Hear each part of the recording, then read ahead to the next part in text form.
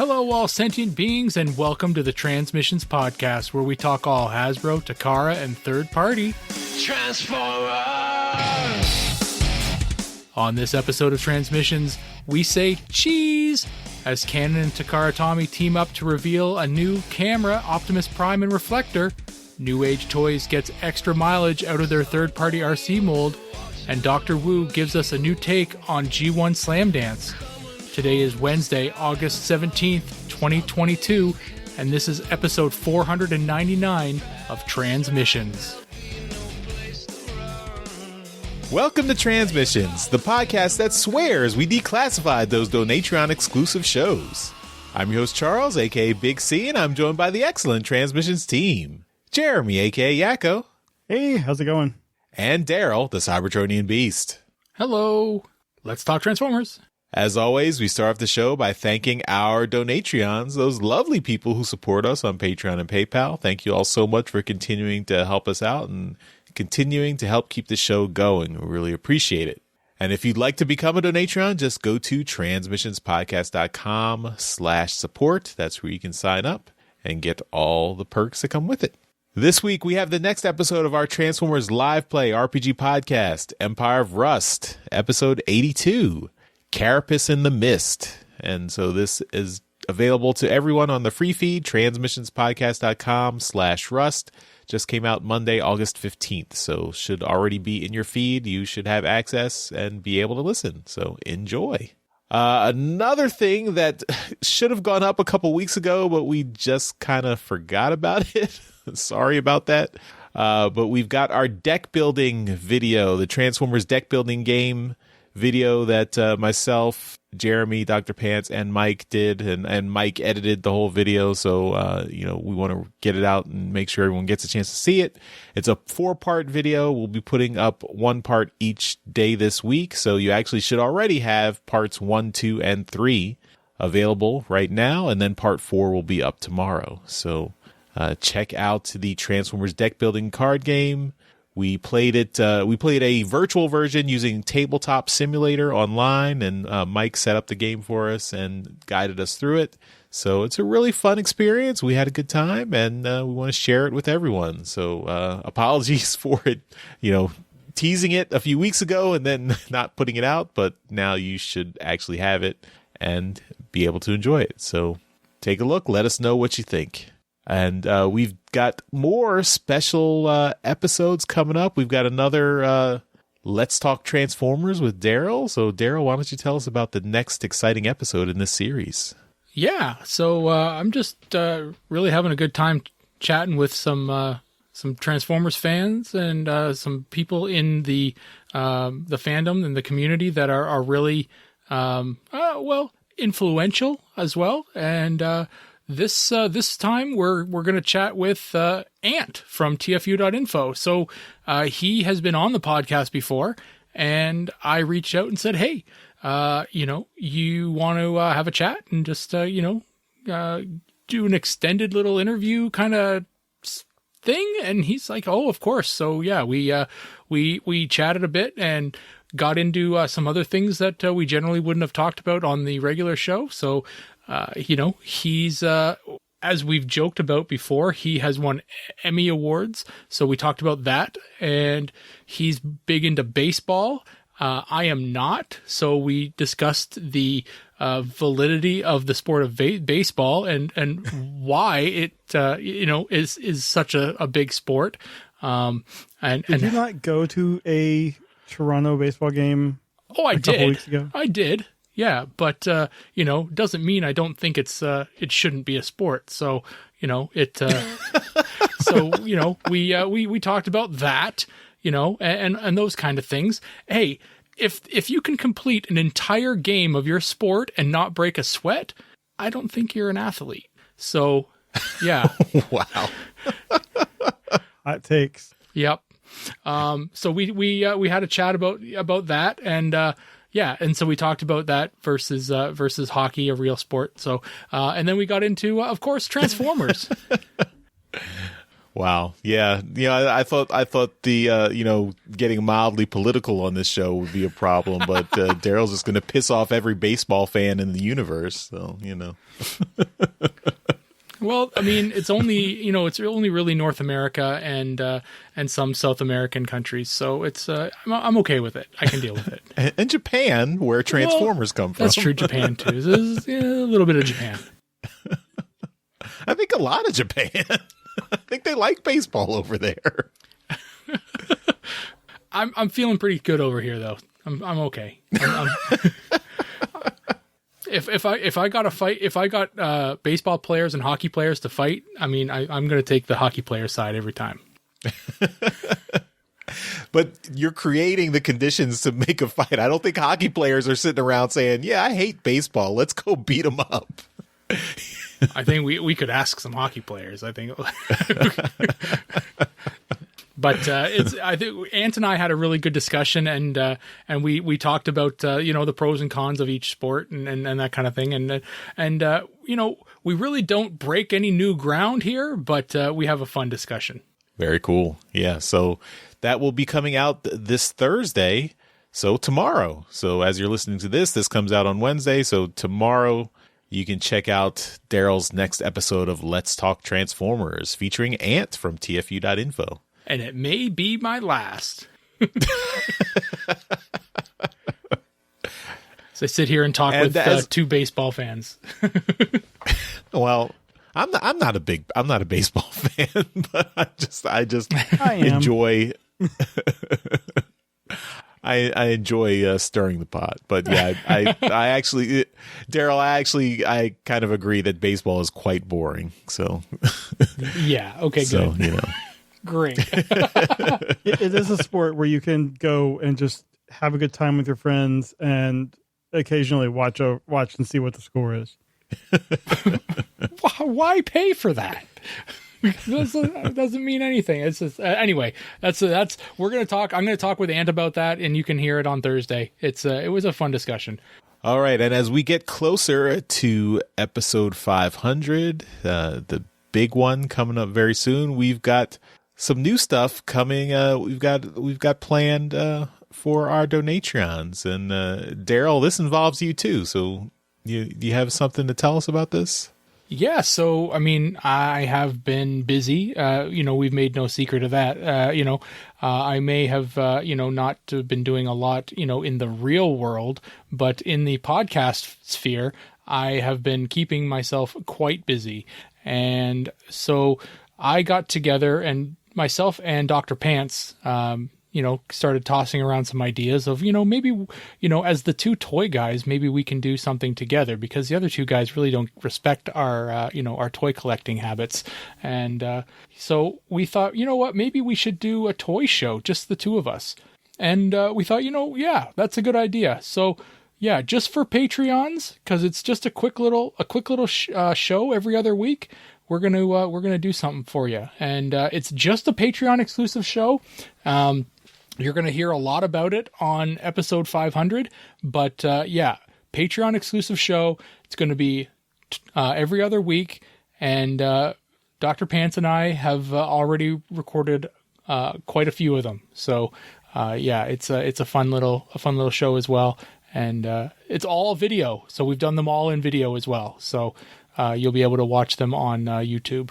All right, looking forward to it. So everyone check that out, and you'll hear more about it next week in our big, giant-sized episode 500. Okay, well, we're still at episode 499, so we've got to do a regular show, so let's jump right into toys. All right, and today I'm going to start the show off by talking about a new Dr. Wu figure, and I guess it was last year they put out the tape combiner of I can't remember what his name was, but he was the Decepticon tape combiner, and Squawk Box? That one. Yeah, that one. And so they are now toy guy right there. Yep. That's me. So they are now doing the Autobot tape combiner, who is Slamdance. And they are calling him Sword Dancer. And so we've got a picture of the color prototype and a bunch of variants that they're doing. And frankly, I love this figure.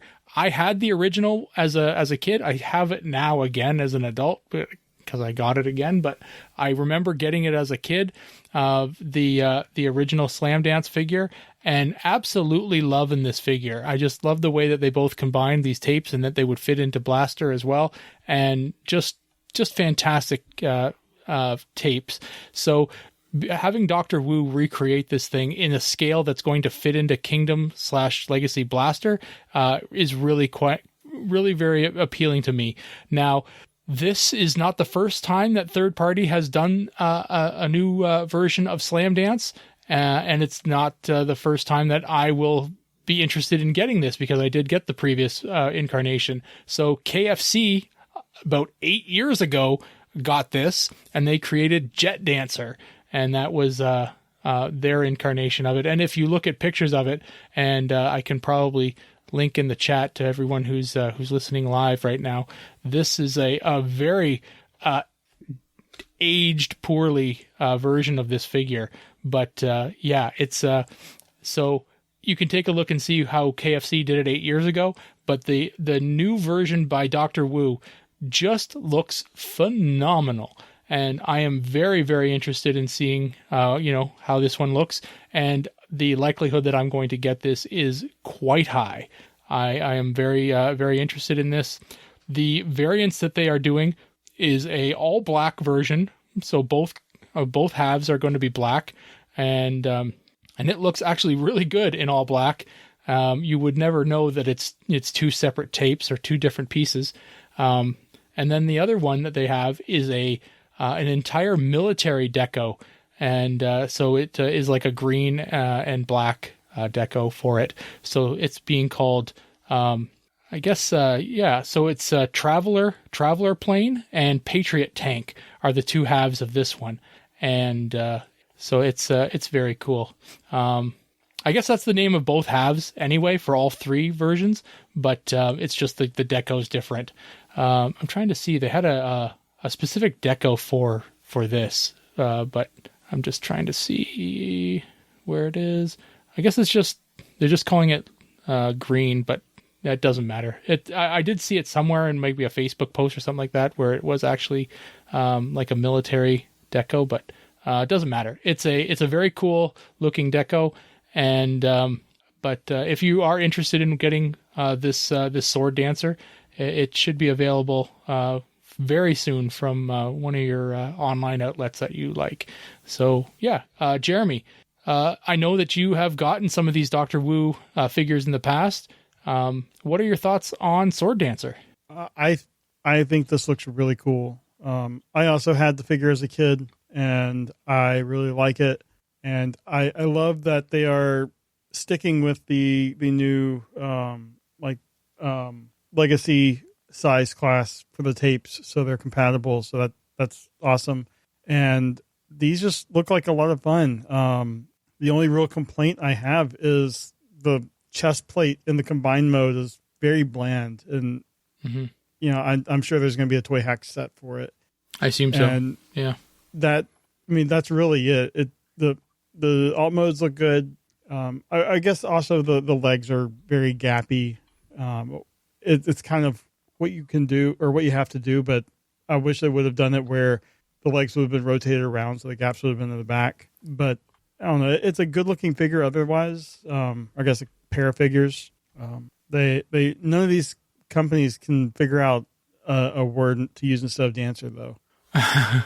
That just seems very weird. I mean, there's so many other kinds of dances you can figure out something, but whatever. I mean, this also is something that I will probably look at getting. It seems like a very fun figure. Mm-hmm. Yeah, the previous one, their Squawk Box was they called it Chatter. So if anyone out there is looking for Squawk Talk, yeah. So it's a great new name. Yeah, and the price of it, just if we're going by history here, it was $25. So even if you want to work in some kind of inflation or some kind of BS like that, add $5. This is crazy affordable. Like, really, I don't understand why, something that looks this good is so cheap. But I'm all over this thing. Like, yeah, I'm getting it. Charles, rumor has it you still collect and have a massive collection of cassette tapes, that you tend to play in your vintage car stereo that, does still play cassettes. What are your thoughts on this? I must warn you, these are not real cassettes.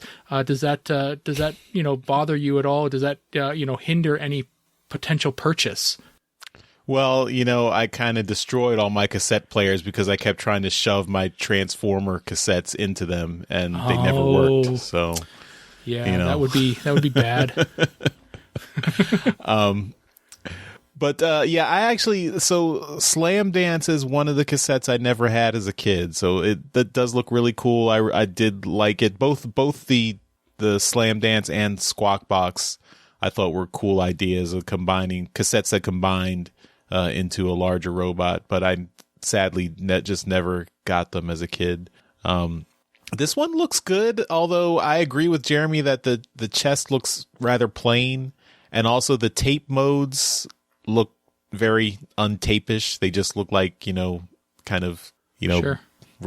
rectangular bits there. So, I mean, they are really in need of a sticker set, a Toy Hack sticker set. Yeah. So particularly the red and blue, like the original red and blue color scheme. I really like the black color scheme. I think that one looks better than the other two. It looks pretty sharp. And, yeah. Yeah. And I think, I might pick that over the other two molds. Like I know, generally I'd like to go with something that represents the G1 color scheme, but I think the black color scheme here looks really, really nice. Mm-hmm. So I might go for that. Cool. Yeah, but these are good. These are good looking figures. Nice. Yeah, well, that's pretty much it. I just I wanted to talk about the fact that these are out, or these are coming out. They're in their final stages of prototyping and likely being constructed now. So start looking for these things to start showing up in your potential pre-orders. So yeah, and they're going to be really cheap. So they're likely going to go pretty fast. But that's it. That's all I had this week. Jeremy, you're up. All right. The first thing is an announcement of something that happened yesterday, August 16th, that because of our recording schedule, just letting everyone know, we are aware that Hasbro Pulse announced a Transformers fan stream for Tuesday, August 16th. So we will be talking about it next week on episode 500 because we can't predict the future. So I'm sure everything that they have announced is awesome and cool and can't wait to see it or have seen it. What I am going to talk about this week is a couple color prototypes of redecos and retools of Newage H40H Machine Minch, which is their Legend Scale G1 Arcee. This one is the H48C Christine and H48S Sif, and they are Legend Scale Elita 1 and Solus Prime, respectively. And I think the robot modes on these both look really good. The vehicle mode is just Arcee in different colors. And I mean, it's a shame, but with Arcees, more often than not, that's what you're going to get. But I mean, on the robot modes, the Elita one, I guess the Christine one, the paint job looks nice. It's pink. The head sculpt looks really good. With Elita 1's helmet and everything. I really like that. I think the standout though is the Sif or the Solus Prime. She comes with the hammer, and the paint job just looks really sharp with the purples and the grays and the yellows in there. And I don't know how many Solus Primes we've had in general, but I mean, this is cool. Not a character we really have heard a lot about in the last few years. So nice seeing her with the hammer. The hammer is a great accessory, just to have there. And I think they did a really good job with it. So, Daryl, let's start with you. What do you think about these two, redecos of their Arcee? I think they look good. Yeah, I think you're right about Solus Prime. There's not many, if any, Solus Prime figures, and their mold for Arcee is really good, and any kind of reuse of it is a good way to kind of get some extension from that mold. Perhaps the Alita one is a little too Arcee-ish because it's very pink. Yeah. But I really do like the Sif one. It looks really good. Yeah, there's a lot that can be done with this mold. It's a bit of a shame that they just that it is an Arcee mold that just kind of gets repurposed as all the rest of the female characters. But to kind of see that it is such a really a great mold, and then being used for Solus Prime is pretty awesome. But I honestly I cannot think of another figure of Solus Prime. Yeah, and another thing I just noticed about the difference between the two, Solus Prime has this waist piece that is very unique, whereas like you said, there's not that much difference in the Alita one. Yeah, from the Arcee. Charles, I know that you're big into the lore and the 13 primes. Would you be interested in getting a Solus Prime? It does a cool looking figure. I do like the fact that she comes with her hammer. I think that the waist piece is supposed to mimic the blacksmith apron that you wear when you're working with metal and you don't want all the sparks to burn your body when you're hammering out at a forge or whatever. So that's a cool little detail. I think the most we've seen of Solus Prime has been on the terrible Power of the Primes animated show, the web show. Because that was I think a subplot of that was that Megatronus the Fallen was trying to resurrect Solus Prime because he was in love with her and he had accidentally killed her. So yeah, I mean, I think you're right, Daryl, that there hasn't been a toy of Solus Prime yet. I mean, I guess you could count the Prime Masters, the little little figure things. I don't count them. You shouldn't, but yeah, I should mention it, I guess. But I really like the Alita 1 figure too. I mean, I definitely, it's unfortunate that it's kind of just a repurposed Arcee mold. So the vehicle mode is kind of, it's just an Arcee vehicle mode. But the robot mode I really like for Alita 1. I think it's really close to the animation model, especially the head sculpt. So I think that looks good. I would, but yeah, I mean, I think this originally is an Arcee figure, so probably if I had to pick one, I'd start with the Arcee figure. But yeah, I think all three of these are really cool. So yeah, this is a really well done mold. So I think they're trying to get the most out of it. Yeah, cool.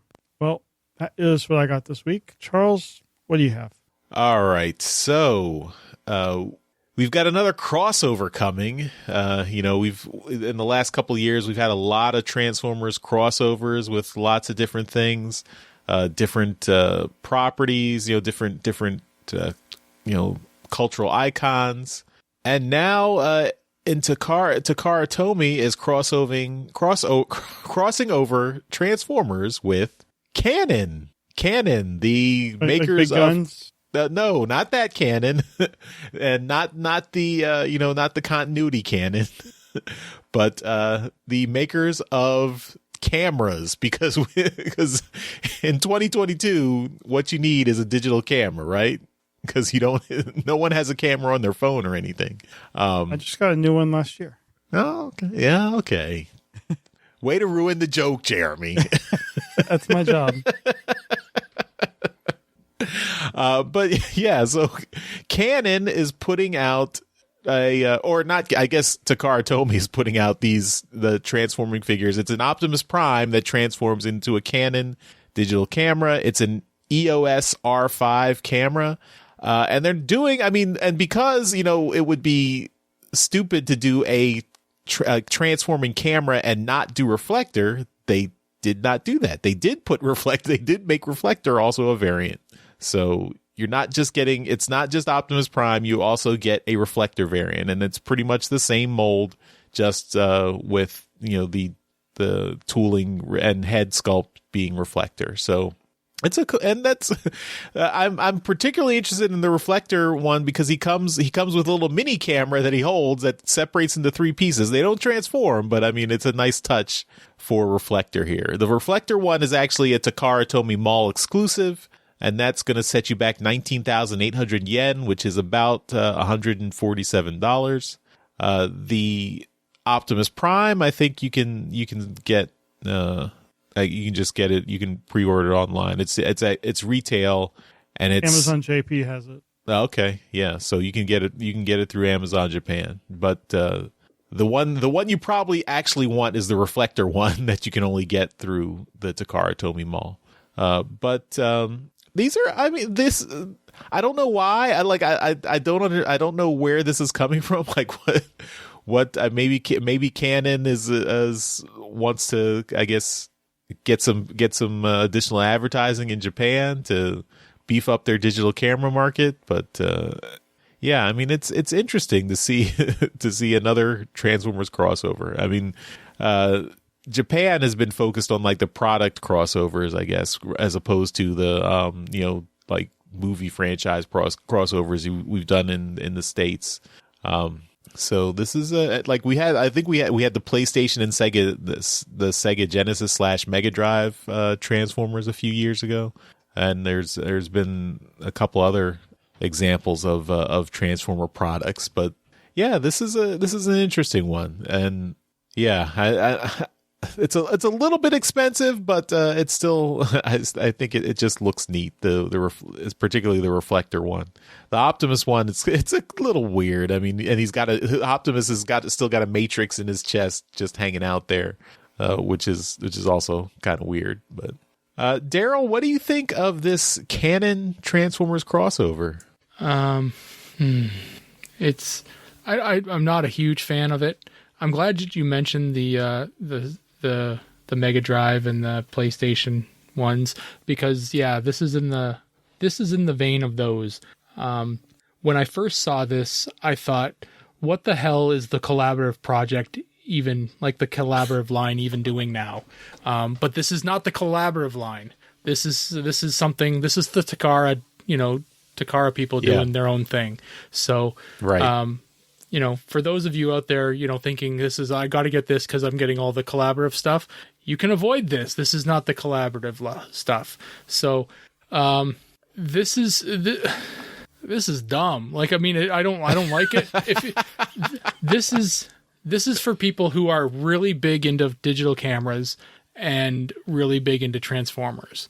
This is the niche thing that you can get, and this is why I'm happy you mentioned the other two things too, because where video games probably have a more closer relationship with Transformers, cameras are a little bit further away, but there's a lot of photogs out there that have, you know, Transformer collections.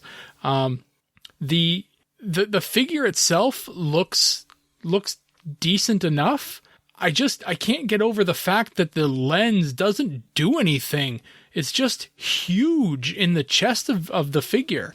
You know, it's just, you know, these arms pop out from the sides, the legs pop out from the bottom, and hello, there's my head as well, you know, underneath the Canon, you know, flash. But, you know, and you just take off, you know, you just transform the lens a little bit, and, you know, there you go. And it just hangs out there. You know, it looks like the easiest Transformer toy to transform in the world. I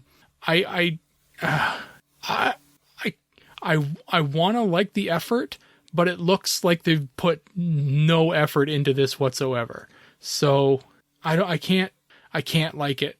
I like Canon cameras. I really do. I like Canon cameras. They make good product. this particular one, the EOS 5 or P5 or R5, it's R5, yeah. The EOS R5 is actually a really good camera.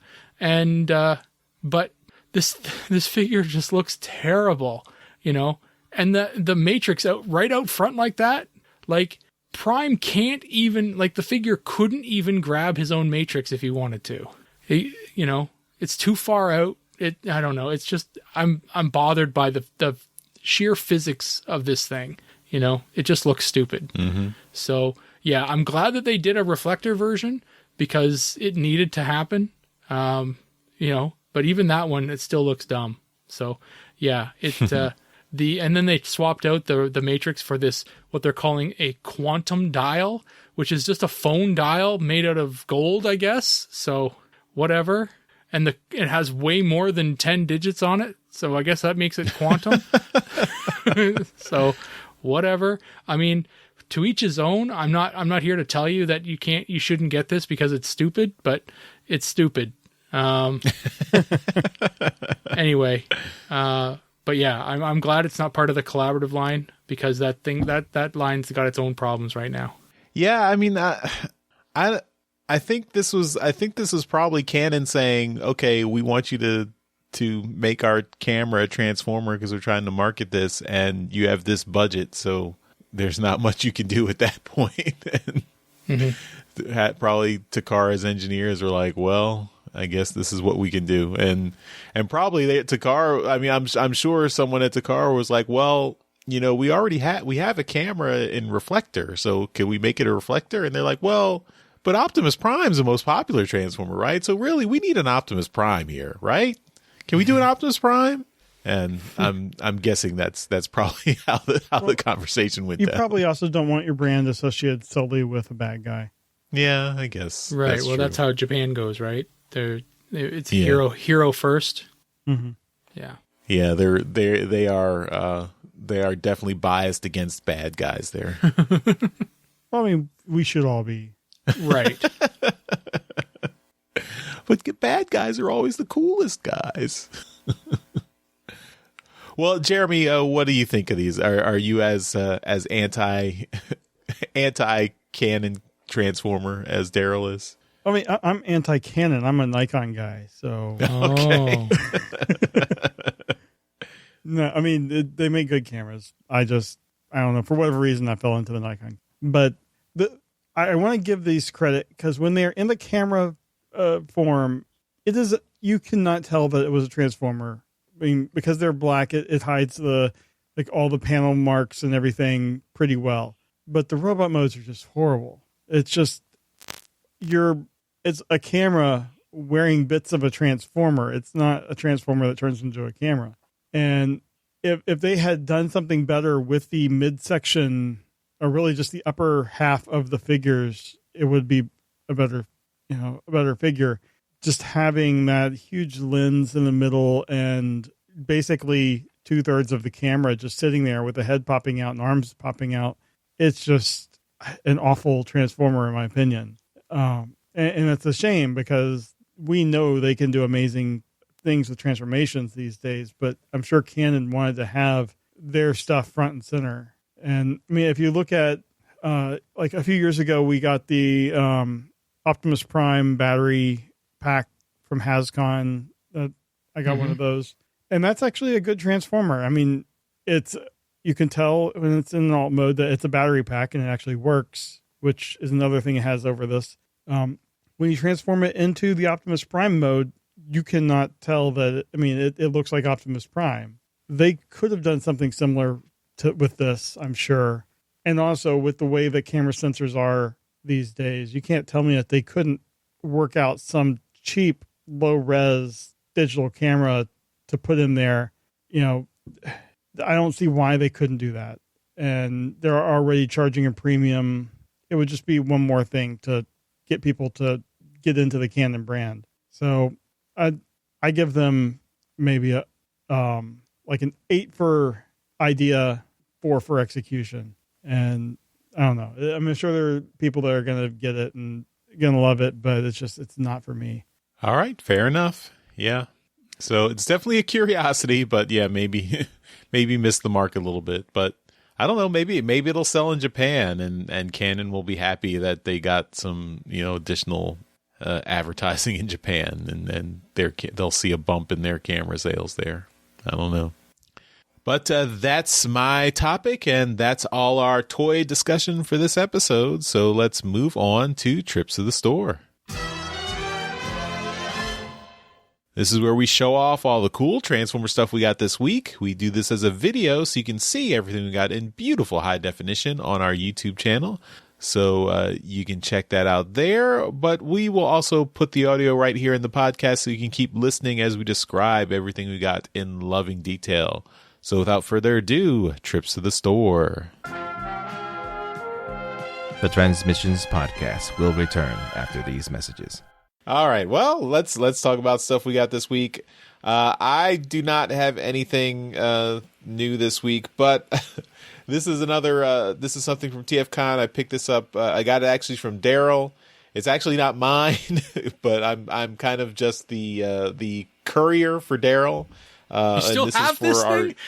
I still, I haven't gotten a chance to meet up with our good friend Jimmers. Jimmers of distortionproductions.com. He's, awesome rocker, music producer, friend of the show. And Daryl picked up the Transformers 2019 #1, the metal variant cover. So I got to deliver this to Jimmers. Jimmers, if you're watching, I've got it. I'm gonna get it to you. Just we got to meet up, maybe downtown one day for lunch, and I'll hand this over to you. But yeah, this is a cool. It's a cool. Takes me back to the 90s when we had the foil variants.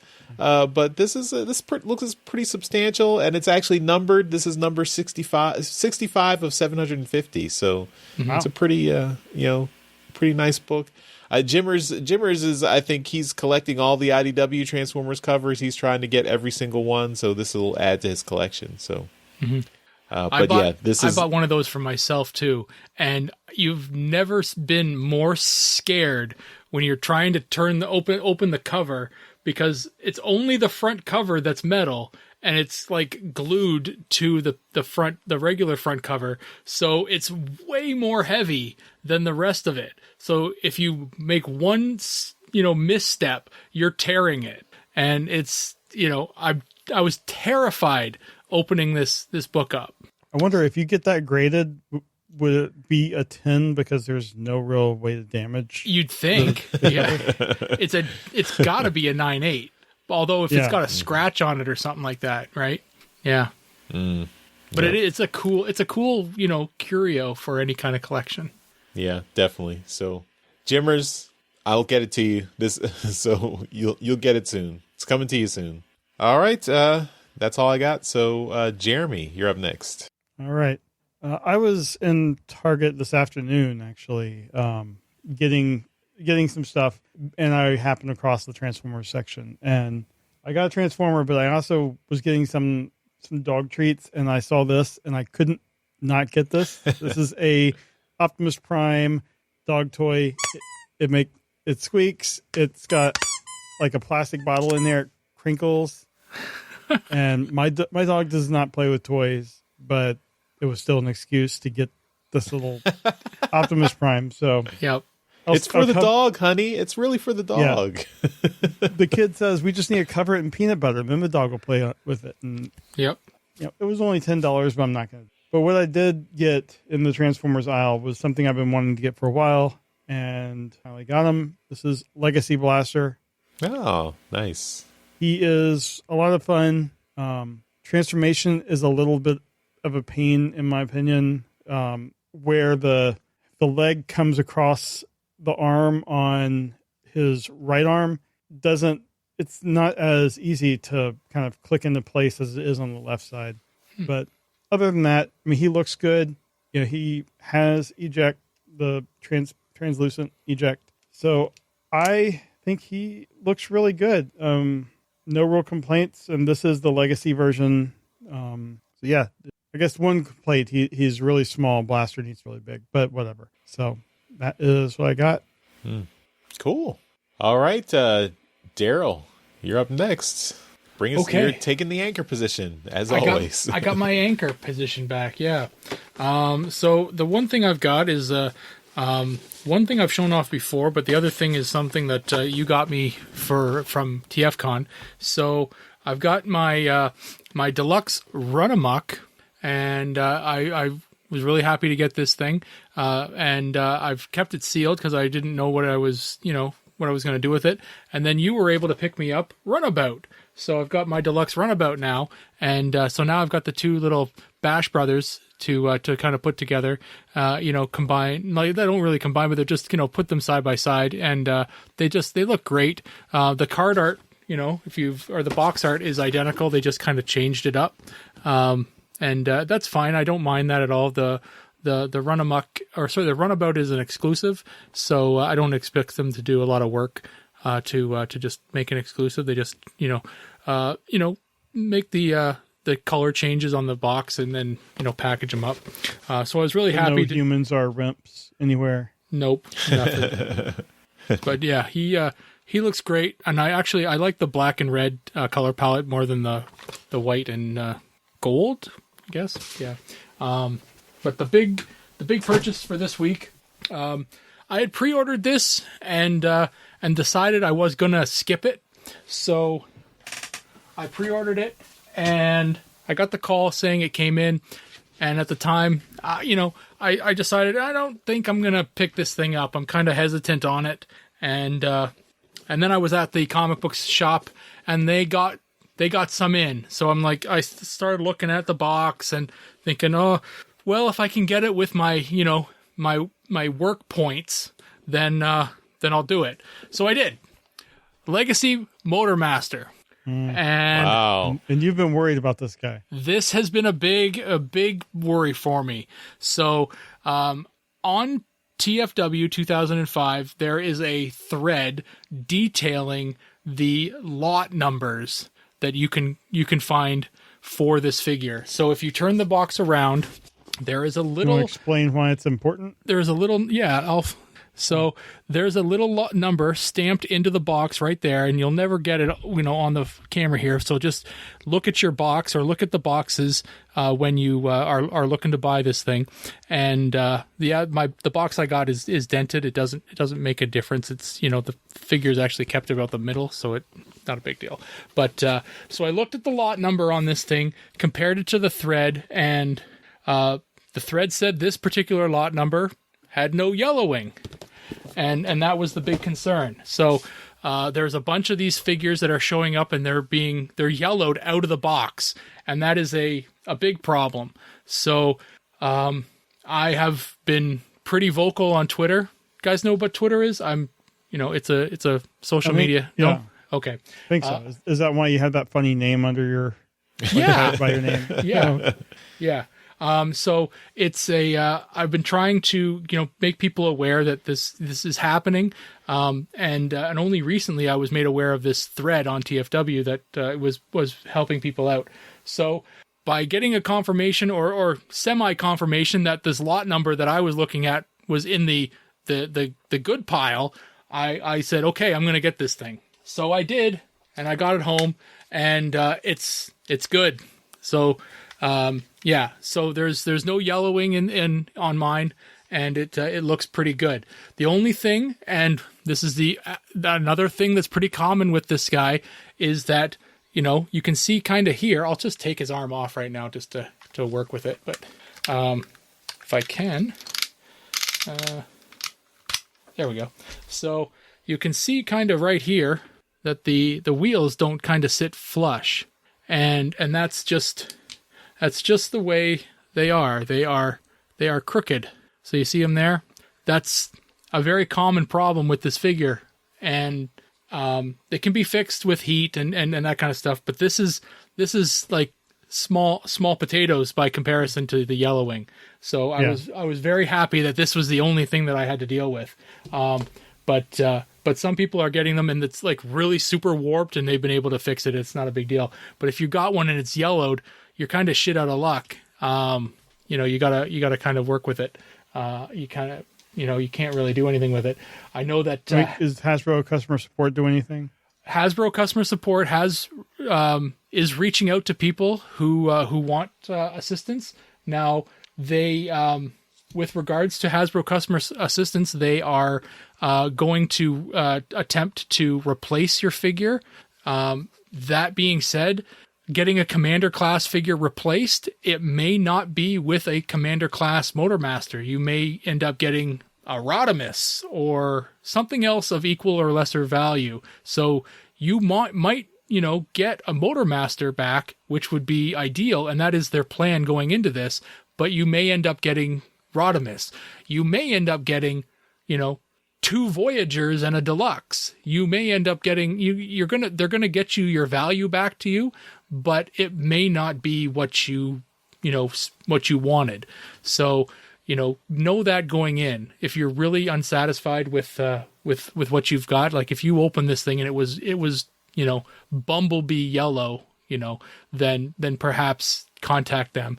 If you can deal with what you've gotten, then deal with it. But, roll the dice and contact Hasbro if you've gotten one that you're not happy with. They're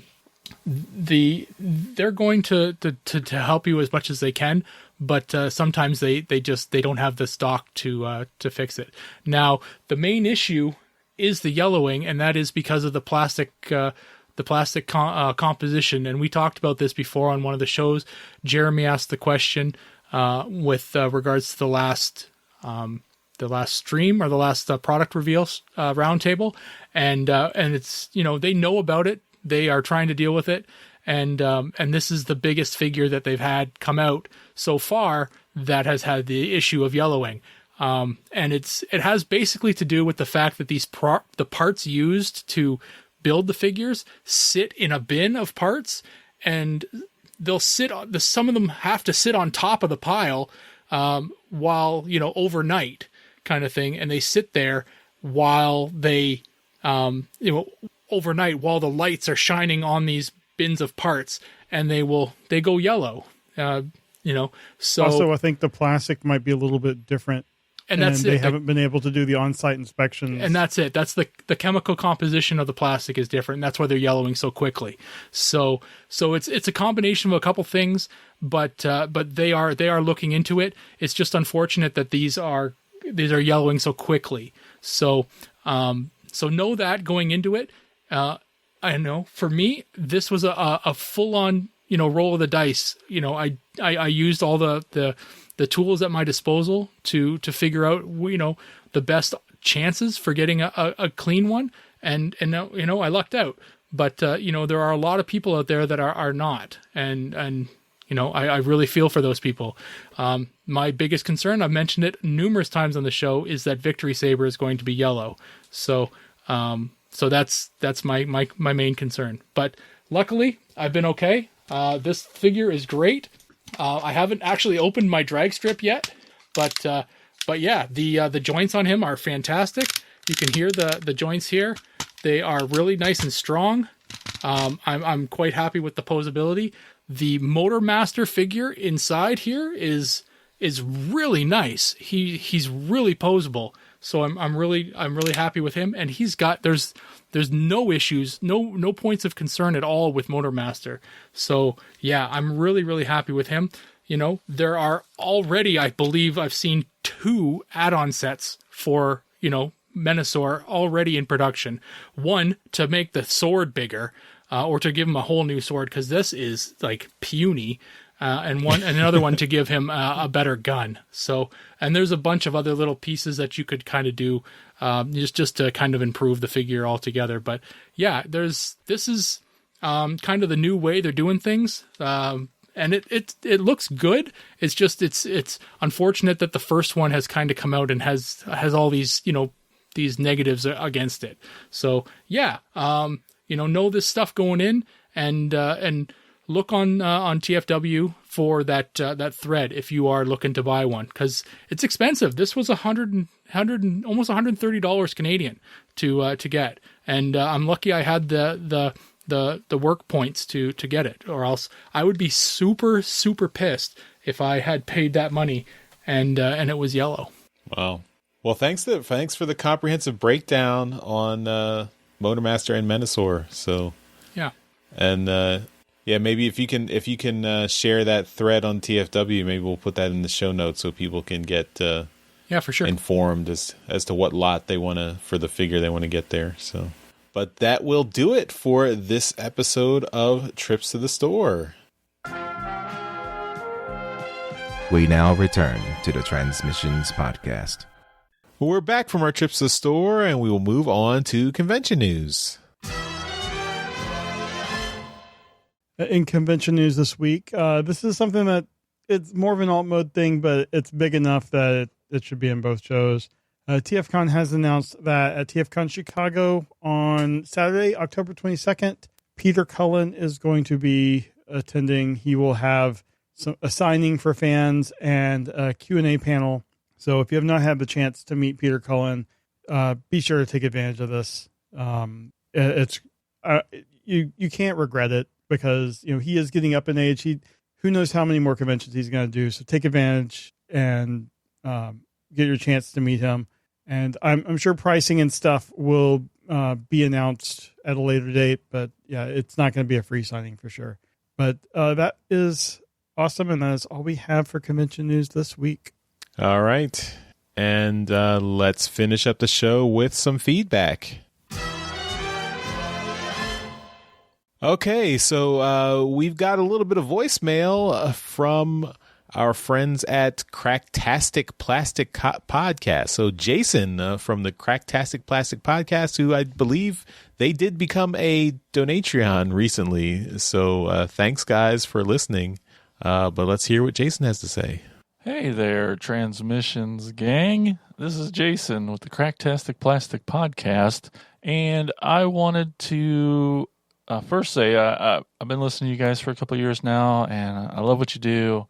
I listen every week. I love everything, so just keep it up. It's awesome. I have this thing that bothers me a lot that I want to be able to resolve, I think, and I haven't really heard you guys talk about it, so I thought I'd ask you guys for your opinion. So I've been collecting Transformers my whole life. I know you guys do too. I have a trouble getting rid of these boxes. I tend to keep saving these boxes. I'm doing better on taking the toys out of the box and playing with them now more than ever. But I still, once I have this empty box, it's so hard to throw away. I appreciate the artwork. Sometimes it's nice for storage reasons if you have to use it. I mean, there's tons of reasons to keep the boxes, but I have an attic completely full of giant boxes, full of tiny little boxes, and I just don't know that I need to keep them. I know that I will never sell these toys, so I don't need them for that. I don't know. How do you guys do it? Can you get rid of these boxes? What do you do? I need help. Anyway, thanks for everything. You guys are great. Thanks for sending in your comment, Jason. And yeah, that's a struggle. I know. I mean, I'm notorious on Transmissions for not even opening my toys, so I understand. And I think you got to just try to break it down one at a time. I mean, I've been trying to slowly, go through stuff that and I'm trying to basically figure out what I really want and what I kind of just bought because I didn't want to miss out on it, but then I didn't actually really want it. So I'm trying to pare down my collection and get, if I haven't opened it in like a year, it's probably something I'm not going to open. So I should probably just get rid of it unless it's something that I really know I really want or something that is special to me, like characters from the Lost Light comic, the third party figures that are really detailed. Those are ones that I really want to keep. So even if I haven't opened them yet, I still want to hold on to them. But I think it's I mean, I know, and I'm talking about the figures and the boxes, but just the boxes, I mean, I don't know. It's, if you really like the artwork, maybe take pictures and make have a digital collection of all the pictures of your boxes, and then recycle the boxes that you think you're not really gonna look at. I mean, I think a lot of the boxes that have tech specs I think are special because they that's something that Hasbro's kind of moved away from. But the newer boxes, I think, even though the art is cool, there's not a whole lot on those, like for War for Cybertron or Legacy. Unless you're keeping it for the resale value. I don't know if I think you just have to kind of mentally put yourself in the process where like maybe once a week I'll pick a box to throw away and keep going like that. If that's your goal, to try and get rid of your boxes. But I don't know. Yeah, we need some life coaches on mindfulness or something to help us work through some of these issues. But Daryl, Jeremy, do you guys have any advice? I'm much in the same boat as Jason. I have so many empty boxes, and it did come in handy when I moved, but I'm not planning on moving anytime soon now. I don't know. I guess it's like a hoarder tendency. I just can't get rid of them. But I did just take a quick look on eBay, and particularly for G1 boxes, but even some newer stuff and some Masterpiece, people are selling box only and getting decent money for them. So that might also be an option if you're happy with the figure and you decide you don't need the box. Then you can sell it and get a little bit to buy another box of toys. So I think that would be an option. Here's a Ironhide and Prowl empty box only for War for Cybertron Earthrise, sold for $18.95. So that's a recent one. But G1s are obviously the ones that are in demand, and Daryl can probably speak to that, having probably bought some. But yeah, I have no idea what I'm going to do with mine. I have a ton. I use some in my display, and some are just holding the accessories that came with the figure. Well, I'm really bad at this too. And I don't, the problem is I don't really want to get rid of them. I really enjoy having all my boxes. So I know that when I got back into Transformers, back in like the early, I don't know, 06, 07 era, I just knew that I was going to keep boxes for the figures at that point. So I pretty much have everything from then.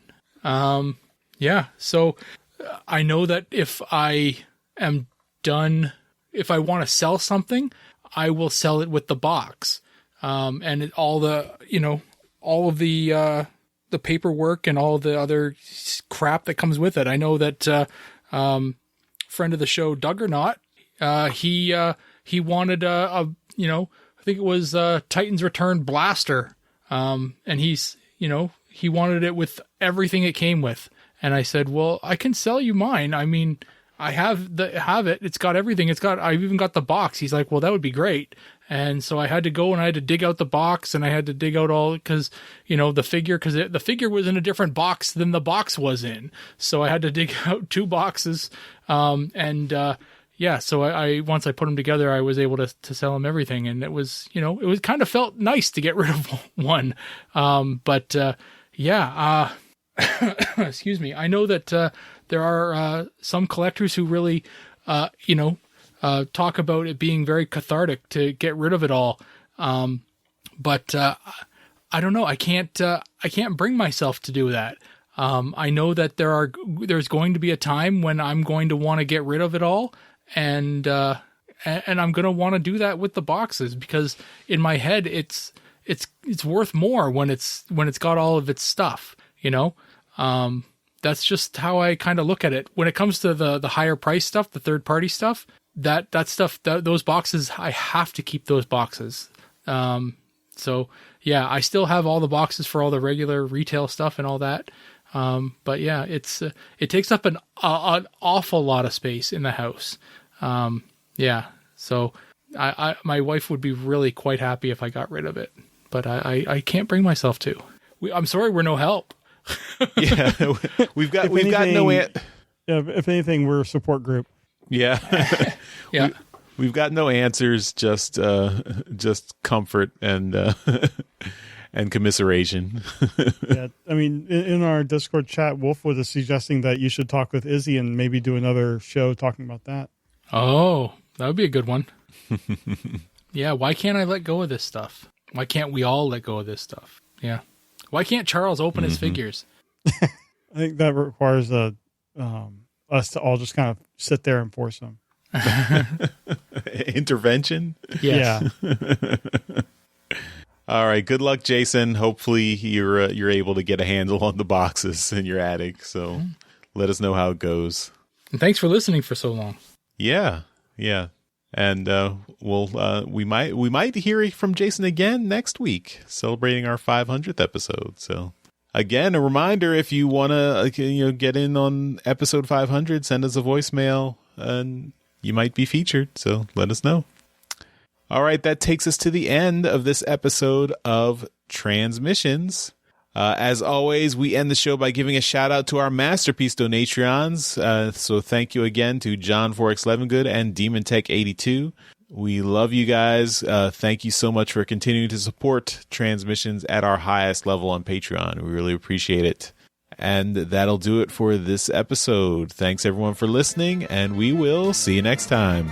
Bye-bye. Bye. Later. Thank you for listening to this episode of Transmissions. If you'd like to join the conversation, travel to our Discord channel at transmissionspodcast.com/Discord. Want some cool transmission swag? Feast your eyes on our transmissions gear at transmissionspodcast.com/shop.